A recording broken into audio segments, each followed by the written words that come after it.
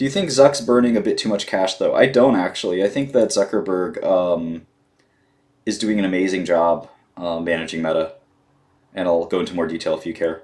Is liquidity still going to 20? I think so. Hard to know for sure, obviously, like all stocks, but I like that stock a lot.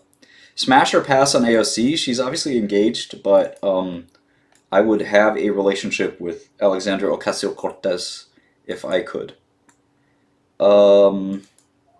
Have you tried the prison brick? I don't know what that is. I think I know more about prison than you do. Meta net income, yeah, Meta's complicated. We can go into more detail if you want. But basically, I think that strategically, Zuckerberg's doing everything he can to put himself out of business, which is maybe the smartest thing you can do in the position he's in. It's really hard to know where the future's coming from, and to invest $10 billion a year is nothing to try to find the places where... Remember, this is a company with over $100 billion in revenue annually, which is extremely high margin. So $10 billion isn't that much, actually. I think he should invest more. People are upset about him investing this much. I think they're crazy. If he can put himself out of business, himself meaning Instagram, the Blue app, WhatsApp, then he should, before somebody else does it to him. And I think that's the whole idea, is that people think that these assets can last forever, and maybe they will, but you really can't afford to have somebody come out of left field and annihilate you. And in technology, that's always your risk. It's not like Coca-Cola or something like that. Nobody's coming out with Coca-Cola tomorrow that's going to put, or a Coca-Cola rival that will put Coca-Cola out of business. But there could be something that puts Facebook out of business. And he's really, really wise to think carefully about what that could be and try to sort of nip everything he can at the bud. Would you ever try to box the Wu-Tang Clan? We're all old men now, so I don't think so. I'm on Twitter Spaces if anyone wants to chat. The problem is he's not showing much progress for 10 billion. That's true. I think there's more to that Facebook Reality Labs and maybe we know about. I would agree that Horizon Worlds is probably not as developed as it should be, and I think they probably rolled that out poorly. There should be a desktop version. I think a desktop version is coming out later this year. I feel like I'm a Meta spokesperson right now. But we'll see. Would you date a black chick? I don't see why not. Why not? Of course I would. Are you going to become a billionaire one day? I would say almost certainly, but that's not the goal. When you're involved in like STEM and stuff like that, it's almost like hard not to become wealthy, I would say. And then when you're like at least hardcore, STEM, and that's your goal if you couple the two. And then if you sort of, I don't know. For me, I don't know. To me, again, the goal is not so much, is it this number or that number? Because if your whole life is spent chasing a number, I think you're going to have a really sad life. I watched this interview with John Carmack just over the last couple days. It's 5 hours long with Lex Friedman, and Lex talked with Carmack about a lot of stuff. But Carmack created the video game called Doom, which was, and Wolfenstein 3D, which basically created the first-person shooter genre, which we still enjoy today, 40 years later. And to me, I mean, what a life, right? I mean, the guy's very rich too, but he's not as rich as Elon Musk or something like that. But what a great life, what an amazing set of accomplishments. And if you think about some anonymous billionaire who's richer than John Carmack, I can name you 50 of them. You've never heard of them, and none of them have had a bigger impact on the world than John Carmack. Who would you idolize more or think had a better life or whatever?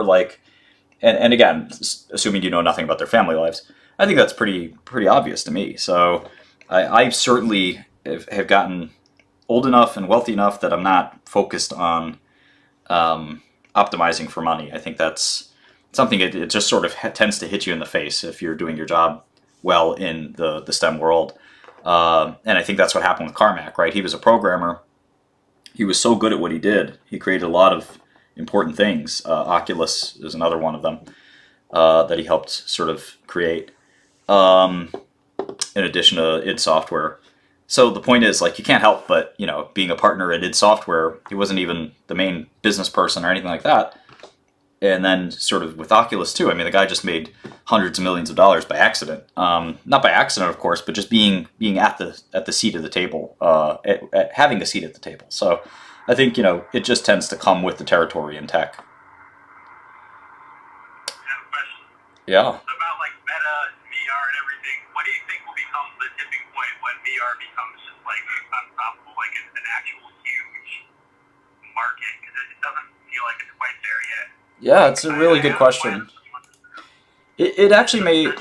Yeah, there's obviously, like all open-ended questions. There's a wide variety of possibilities. It's possible it never happens is probably the most interesting part there, because Carmack was actually saying this on his, and remember, this is the guy who helped bring Oculus to bear. I don't know if you have more to that question, or do you want to go mute? It's up to you. No, I was gonna say it was just a lot of what I saw in Quest is essentially just oh, it's CS:GO but VR, or oh, it's Subnautica but VR. A lot of it feels like there's not a lot of creativity in the space. Right. Right, exactly. I think that's actually really important point as well, and sort of a sub point. I think the way I look at this question is like reductio ad absurdum. Like, let's start with the outcomes and then work our way to the forefront. So there's the obvious outcome of like Ready Player One or something like that, where everybody's wearing one of these things all the time and we're wired in and so forth. Then there's the opposite outcome where nobody uses this stuff, which is basically where we're at now. The actual installed base is really low.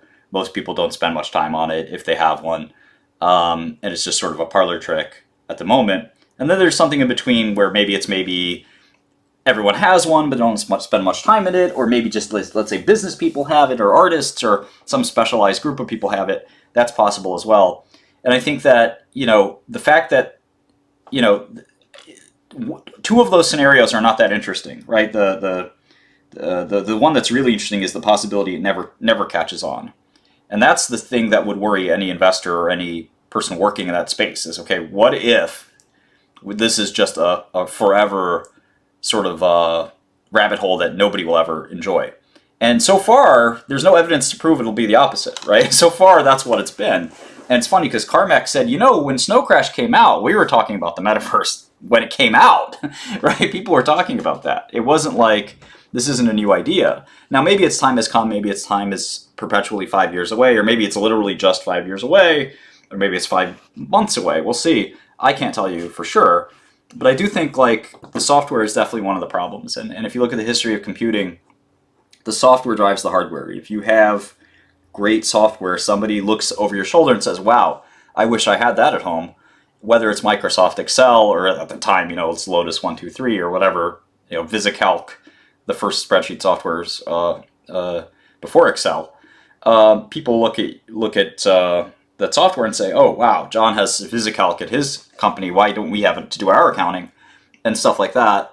Software will tend to drive that. And Doom probably sold more PCs and evangelized PCs than any actual productivity software ever did. So I think it is all about the software, and it's really hard to show off VR software, right? It's kind of like something you have to experience and describe.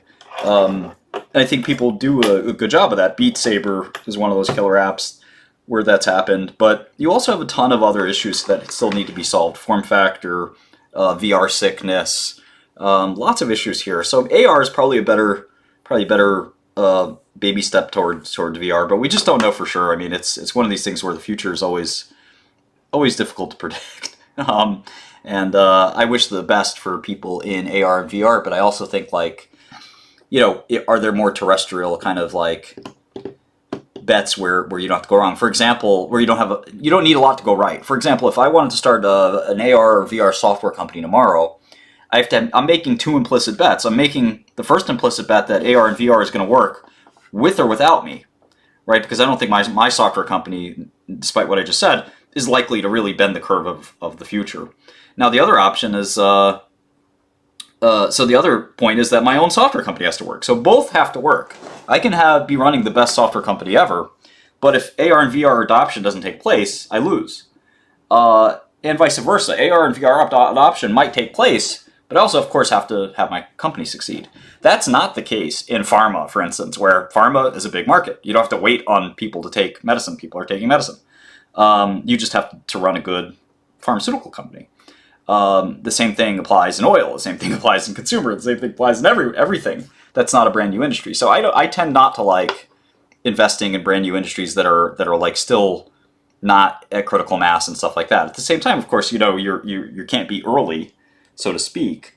But if there's a way to have one's cake and eat it too, I try to do something like that. But for me, I think AR and VR is too early. It's too risky.